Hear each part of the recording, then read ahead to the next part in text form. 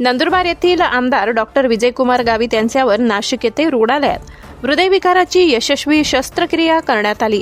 आता त्यांची प्रकृती स्थिर असून 4 दिवसांसाठी आयसीयूमध्ये त्यांना ठेवण्यात येणार असल्याचे डॉक्टरांनी सांगितले। हितचिंतक व पदाधिकाऱ्यांनी आमदार डॉक्टर गावित साहेबांना 4 दिवसाकरिता भेटण्यासाठी येऊ नये असे आवाहन गावित परिवाराने केले आहे।